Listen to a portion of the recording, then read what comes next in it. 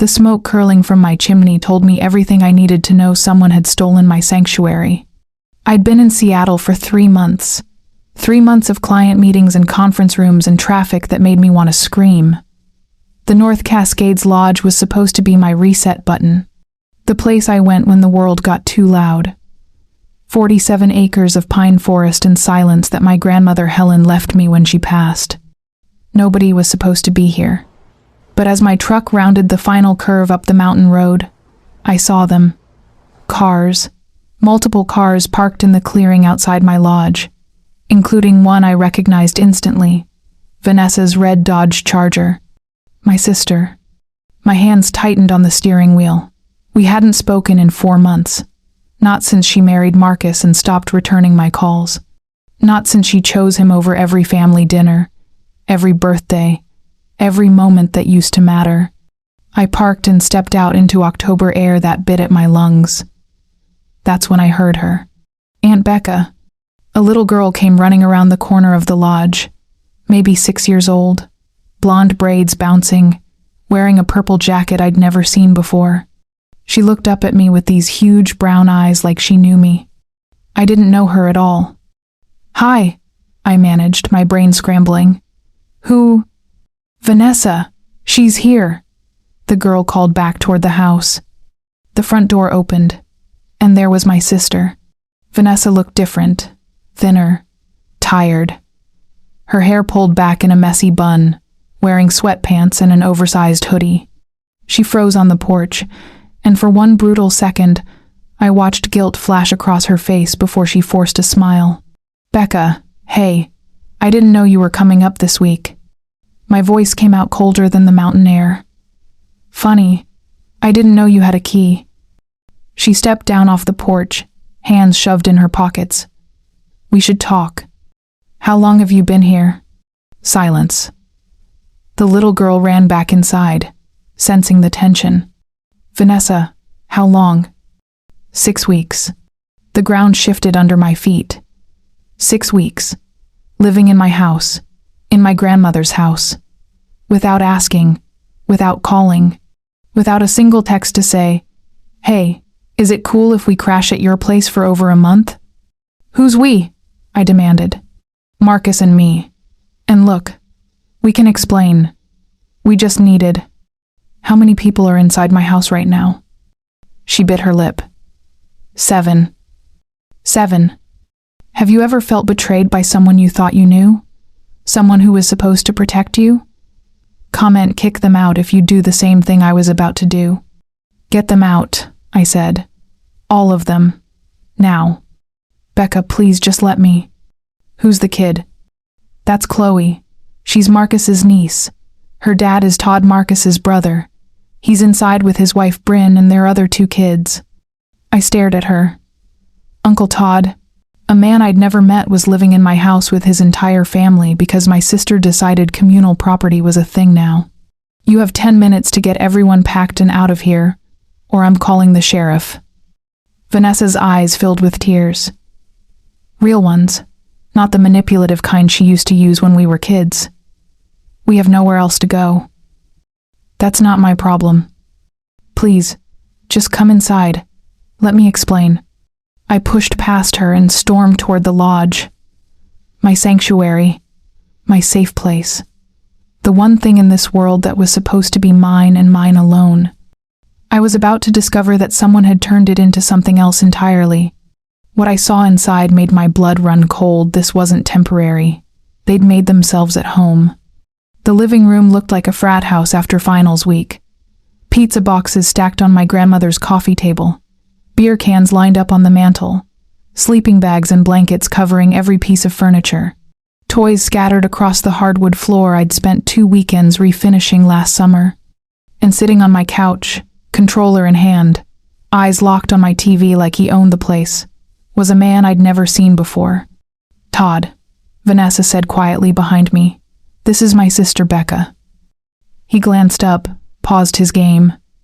"Oh hey, you want in on this boss fight? We're getting destroyed." I couldn't form words. This stranger was asking if I wanted to play video games, in my house, that he'd been squatting in for 6 weeks. Everyone out, I said. Now. Todd set down the controller slowly. Look, Vanessa said you were cool. Does this look cool to you? I gestured at the wreckage around us. Marcus appeared from the kitchen, my sister's husband, the man who'd promised to take care of her, and then systematically isolated her from everyone who loved her. He looked worse than I remembered, face puffy, eyes bloodshot, moving with the energy of someone who'd given up. Becca, he started. Don't. Vanessa stepped between us. We lost the apartment. Marcus lost his job. We have kids with us. We just needed a place to stay while we figure things out. So you broke into my house? We didn't break in. I still had the spare key from when Grandma was alive. The audacity. The sheer audacity. Todd stood up from the couch. No signal up here. Tower's been down for a week. We couldn't even call to let anyone know where we were. That stopped me. What? Cell tower, Marcus confirmed. Lightning strike or something. Took it out. We've been completely off-grid. A cold feeling crept up my spine. Off-grid. No way to call for help.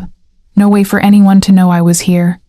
I looked at Vanessa, really looked at her. She had dark circles under her eyes. Her hands were shaking. Whatever had happened to bring her here, it wasn't good. One night, I heard myself say, you get one night to rest and figure out your next move. Tomorrow morning, everyone leaves. The relief on her face was so intense it scared me. Thank you. God, Becca, thank you. You won't regret this. Ever let someone guilt trip you into something you knew was wrong? We've all been there. And I was about to learn exactly how wrong I was. Dinner wasn't just awkward, it was a performance. And I was the only one not in on the script. Todd's wife appeared from the back bedroom around 6. Bryn, rail thin, with hollow eyes and a smile that didn't reach anywhere near her face. She moved through the kitchen like a ghost, pulling out pots and ingredients I definitely didn't remember buying. I'm making chili, she announced to no one in particular. Family recipe. I watched her work. She kept glancing at me, not looking, studying, like I was a puzzle she was trying to solve. It made my skin crawl. The kids emerged from wherever they'd been hiding. Chloe and 2 boys, maybe 8 and 10 years old. They ran circles around the living room while the adults pretended everything was normal. Bryn looked too young to have a 10-year-old. Something about the math didn't add up, but I couldn't put my finger on what. Marcus sat at the table mechanically eating, never making eye contact with anyone, not even Vanessa. Especially not Vanessa. Todd broke the silence. Must be nice. What? I asked. Making big bucks in the city while the rest of us struggle. He spooned chili into his mouth. Some people get all the luck. I work for my money, I said evenly. Sure, we all work. Some of us just don't have family property to fall back on. Vanessa kicked him under the table. I saw it happen. I turned to Marcus. When did you lose your job? He looked up, startled. March. 7 months ago. But they'd only been here 6 weeks.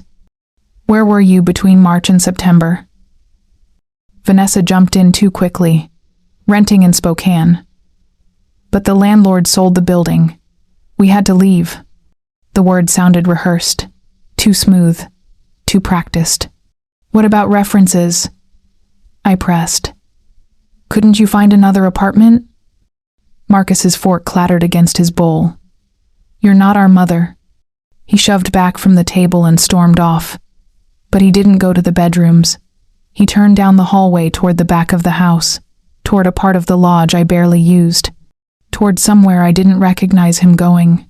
Something's not adding up here, right? Comment if you're getting bad vibes too. Because what happened next changed everything. Bryn stood up abruptly. Kids, bed, now. They obeyed instantly. Too instantly, like they'd been trained. Vanessa wouldn't look at me. Todd excused himself and followed Marcus. I sat alone at my grandmother's table, in my grandmother's house, surrounded by strangers who knew something I didn't. And that's when I decided I wasn't going to sleep tonight. At 2:47 a.m., I heard voices coming from a room that shouldn't exist. I'd been lying in bed for hours, staring at the ceiling, listening to the unfamiliar sounds of people breathing in rooms that were supposed to be empty. Every creak of the floorboards felt like a threat. Every whisper through the walls felt like conspiracy. Then I heard them. Muffled voices, coming from below. My lodge doesn't have a basement. I slipped out of bed, grabbed my phone, still no signal. Todd was right about that, and crept into the hallway. The voices were clearer now. Marcus, Todd, Vanessa. They were somewhere beneath the kitchen. I followed the sound to the pantry. The door was open, and the back panel of the floor had been pulled up, revealing a staircase descending into darkness. My heart hammered against my ribs. I should have run, should have gotten in my truck and driven straight back to Seattle. But something pulled me forward. Some need to understand what was happening in my own house. I went down the stairs. The basement was massive, 20 by 30 feet at least. Concrete walls, fluorescent lights buzzing overhead, and a chemical smell that made my eyes water. This wasn't old. This was built with purpose. Vanessa, Todd, and Marcus stood around a large metal trunk in the center of the room. All three heads whipped toward me as I reached the bottom step. "Becca," Vanessa breathed. "You can't be down here. What is this place?" "We found it," Todd said quickly. 3 weeks after we got here. Someone built it decades ago." I walked toward them slowly. "Built it for what?" Marcus moved to block my view of the trunk, but it was too late. I'd already seen it, seen what was inside. Money. Stacks and stacks and stacks of bundled cash, hundreds of thousands of dollars, maybe more. Holy fig. The word died in my throat. Vanessa grabbed my arm. "Listen to me. This was already here. We didn't bring it. We found it, and we could split it. Half for you, half for us. Everyone wins." I jerked away from her. "Are you insane? Someone dangerous hid this here." "It's been here for decades," Todd insisted. "No one's coming for it." "You don't know that." Marcus stepped toward me, and the look in his eyes made every nerve in my body scream. "By the time you get to town to tell anyone, we'll be gone with the money. You understand?" That's when I ran. They chased me through the basement, up the stairs, through the kitchen. My feet slipped on the hardwood. Todd's hand closed around my arm. I screamed and yanked free, sprinting for the front door. Jammed. The lock was jammed. Strong arms wrapped around me from behind. "You're not going anywhere," Todd hissed in my ear. She never saw this coming. "Subscribe so you're never caught off guard by people you trust." Because what happened next was beyond anything I could have imagined. They tied me to a chair in my own living room, and my sister acted like it was for my own good. "Not tight enough to hurt," Vanessa said as she wrapped rope around my wrists. Her hands were gentle, like she was tucking me into bed instead of committing a felony. "This is temporary, Becca, just until we figure out what to do." I tried to scream, tried to beg, but Marcus appeared with duct tape and sealed my mouth shut before I could get a single word out. His eyes were empty, defeated, like he'd already died inside and his body just hadn't figured it out yet. They left me there and went back to the basement, back to counting their stolen fortune while I sat bound to a chair, watching the sun rise through the windows. Hours passed. My wrists ached, my jaw ached, my mind raced through every decision that led me here. Every moment I'd trusted the wrong person. Every time I'd chosen family over instinct. I thought about Vanessa when we were kids, before Marcus. She used to braid my hair before school, used to stand between me and bullies, used to be the person who protected me from the world. Now she was the world I needed protecting from. The rope around my wrists was professional. Todd had done this before. That thought terrified me more than anything else. Then I heard it. A car engine, growing louder, stopping outside. Heavy footsteps on the porch. A knock that shook the doorframe. "IS Marshals, open up. Would you forgive your sibling after this? Comment never or maybe below, because the choice I'd have to make was coming faster than I could have imagined. When the door burst open, I thought I was saved. I had no idea the truth was about to get so much darker. 2 U.S. Marshals stormed through the door. One cut the ropes from my wrists, while the other cleared the house, weapon drawn. Within minutes, the entire lodge swarmed with agents in tactical gear, radios crackling, commands echoing off the walls. They found Vanessa, Marcus, and Todd in the basement, still counting money like the apocalypse hadn't just arrived at their door. Bryn and the kids were upstairs, still sleeping. They'd had no idea what was happening beneath them. Agent Torres took point. Mid-40s, sharp eyes, military posture. She helped me to my feet while a paramedic checked my wrists. "You're safe now," she said. "But I need you to understand what you've walked into." She explained everything. The lodge had been a drug trafficking drop site in the 1990 seconds. A cartel used it to store cash and product before moving shipments into Canada. They'd built the basement specifically for that purpose, off the books, off the grid, invisible to everyone. The operation was shut down 30 years ago. Most of the people involved were arrested or killed. But one stash, $3 million, was never recovered. Until last spring. Renovations exposed the entrance, Torres said. Construction worker reported it. We've been monitoring the site ever since, waiting for someone to come for the money. My sister and her husband had walked straight into a federal sting operation. The charges hit like hammer blows. Conspiracy, possession of stolen property, kidnapping. "Wait," I said. "How did you know I was in danger? How did you know to come?" Torres pulled out her phone and showed me a text message, sent at midnight from my mother. "Becca went to the lodge. Vanessa's there. I'm worried. Check on her." "Your mom and I go way back," Torres said. "Book club." When she texted, I knew something was wrong. Maternal instinct saved your life. Through the window, I watched them load Vanessa into a patrol car. She looked back at me.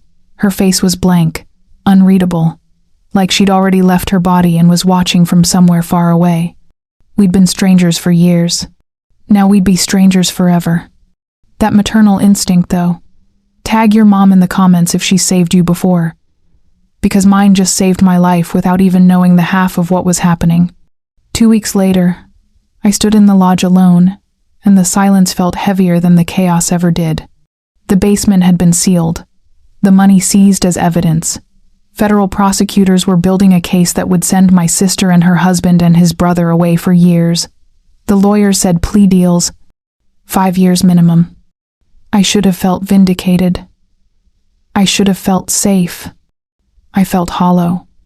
I wandered through empty rooms, looking for something to salvage. Some memory from before it became a crime scene. Some piece of the sister I used to know before fear and desperation turned her into someone I couldn't recognize. I ended up in my grandmother's bedroom, the one Vanessa had been using. The sheets were still unmade. Her clothes still folded in the dresser like she'd be coming back. That's when I saw it. My grandmother's Bible. On the nightstand. Worn leather, gold-edged pages, a bookmark sticking out near the end. I opened it and found a letter. The handwriting was shaky. Grandmother Helen's voice, speaking from beyond the grave. To whoever finds this, the money in the basement isn't from criminals. It's mine. My hands started shaking. I put it there in 1992 when I was fleeing from my husband. He was violent. He was dangerous. And he was tracking every penny I had. So I hid my life savings where he'd never find it. In the basement we'd built together, that he'd forgotten about after we separated. I always meant to move it to a bank, but I was terrified he'd track the deposit.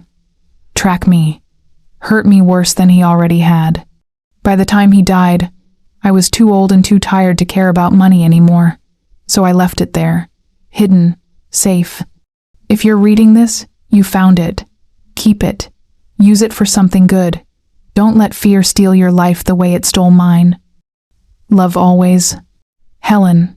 I read it 3 times, then 3 more, processing the impossible truth. It wasn't drug money. It wasn't cartel money. It was my grandmother's life savings, hidden in terror, forgotten in exhaustion. And my sister had found it first. I grabbed my phone. Signal was back, tower repaired, and called Agent Torres. "You need to see this," I said. "You need to see this right now." Just when you thought you knew the whole story. If you're not subscribed yet, what are you waiting for? Because what this letter changed was about to flip everything on its head. One letter destroyed the entire federal case, and suddenly, my family's crime became my decision. Torres brought forensic analysts, historians, financial experts. They examined the letter under lights, ran tests on the paper, verified the handwriting against documents from the 1,990 seconds. It was authentic, every word. My grandmother Helen had hidden that money herself. Not criminals, not cartels, just a terrified woman trying to survive. The money wasn't drug money. It was legally earned savings, hidden unconventionally but not illegally. The marshals had been chasing a ghost for months. Wrong assumption, wrong case, wrong everything. Which meant the money technically belonged to my grandmother, and by extension, as her heir, it belonged to me. Vanessa, Marcus, and Todd hadn't stolen drug money. They'd found money belonging to their own family. The only charge that remained was kidnapping. That was clear-cut. That was real. They'd tied me to a chair and threatened me, and tried to steal what was rightfully mine. But Torres explained the new reality. They're being released pending trial. Ankle monitors, restraining orders. They stay away from you. But the kidnapping charge, she paused. That's your call. You're the victim. You can press charges or drop them. The power shifted. I held all the cards. Part of me wanted justice. Wanted them to suffer the way they'd made me suffer. Wanted them to feel violated and betrayed and terrified the way I had felt. But another part kept hearing my grandmother's words. Don't let fear steal your life the way it stole mine. Vanessa had been living in fear for years. Fear of poverty, fear of losing her kids, fear of Marcus's rage when he couldn't provide. Fear had turned her into someone who could tie her own sister to a chair and justify it as temporary. Fear had stolen her life, just like it stole grandmother Helen's. I had sleepless nights. I imagined Vanessa in prison. I imagined Chloe growing up without a mother. I imagined the boys learning that adults abandon you when things get hard. And I remembered other things too. Vanessa teaching me to ride a bike. Vanessa standing between me and bullies at school. Vanessa braiding my hair before the first day of 6th grade, when I was too nervous to do it myself. She hadn't always been this person. Fear had made her unrecognizable. But she wasn't born a monster. Torres gave me advice I'll never forget. Whatever you decide, make sure it's what you can live with. Not what feels good today, what you can carry tomorrow. Because you'll be carrying it for the rest of your life. I made my choice. We've all had to choose between justice and mercy. What would you do? This community needs to weigh in because what I decided next was either the bravest or the dumbest thing I've ever done. 3 months later, I sat across from Vanessa in a Spokane coffee shop and I barely recognized the woman who'd once been my hero. December. Cold enough that windows fogged with every breath. The coffee shop was mostly empty. Just a barista scrolling her phone and an old man reading the newspaper in the corner. Vanessa had arrived early. She was sitting in the back when I walked in. She looked smaller than I remembered. Thinner, gray roots showing through her dyed hair. Eyes haunted by something that wouldn't let her sleep. Guilt destroys people from the inside out. We sat in silence for a full minute. The weight of everything between us was too heavy for small talk. She finally broke. You dropped the charges. I did. Why? She could barely get the word out, like she didn't believe Grace was something that existed in the real world. I slid an envelope across the table. She stared at it like it might explode. Open it, I said. Inside was a check, $200,000. Grandmother left instructions, I explained. The money is legally mine, but she wanted it used for good. This is your cut. Enough to start over. Enough to get Marcus into rehab and therapy. Enough to give Chloe a real childhood. Vanessa's hands shook as she held the check. Tears streamed down her face. She couldn't process it. "I tied you to a chair," she whispered. "I know. I chose Marcus over you for years.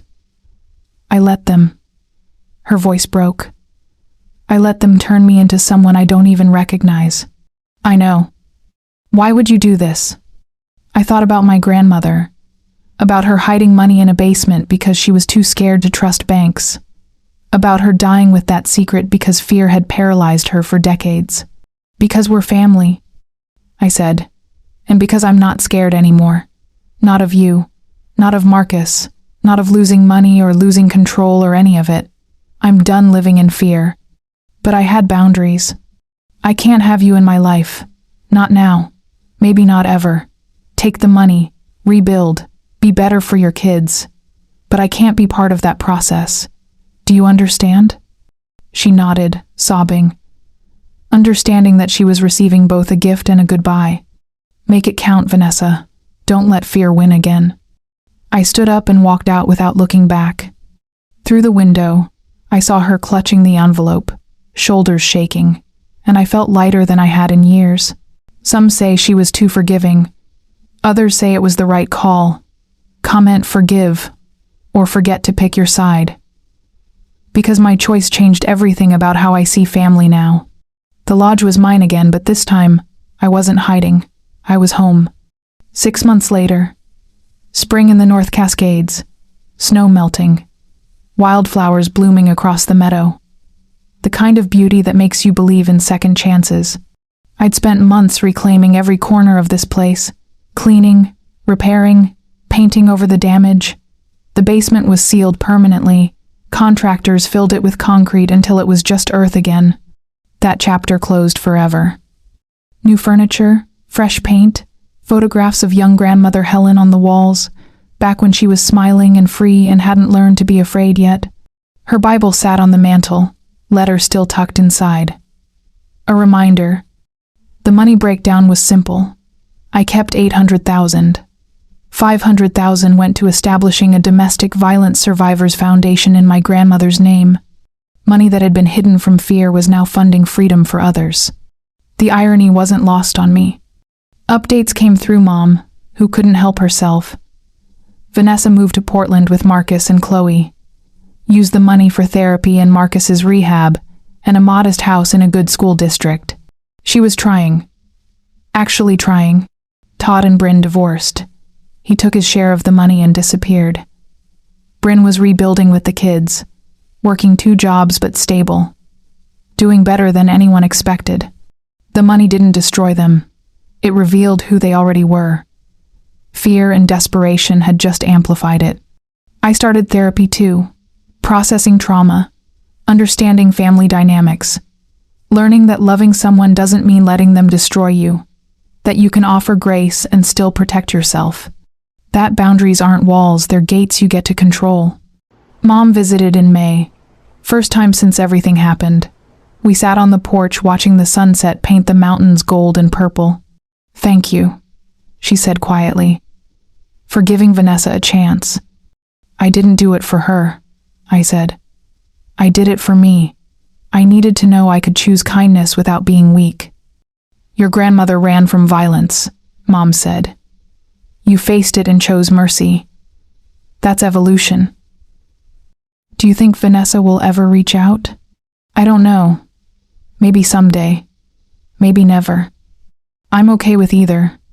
And I meant it. For the first time in my life, I felt complete ownership. Not just of property, but of my choices, my boundaries, my life. I sat alone on the porch as stars emerged. The lodge was quiet. No smoke from unwanted visitors. No hidden basements with secrets. No fear. Just peace. Fear steals lives. But courage, real courage, isn't about fighting back. It's about choosing who you become in the aftermath. This is my sanctuary, and no one will ever take that from me again. If you've ever had to rebuild after betrayal, this story is for you. Subscribe because the next one hits even harder. And if you're still not convinced, comment below. What's your story of starting over? Let's build something here. Let's create a community where we don't just survive betrayal, we transform it. Next video drops in 3 days. It's about a woman who discovered her husband's secret family. You won't believe what she did next. Trust me, you'll want to be subscribed for that one.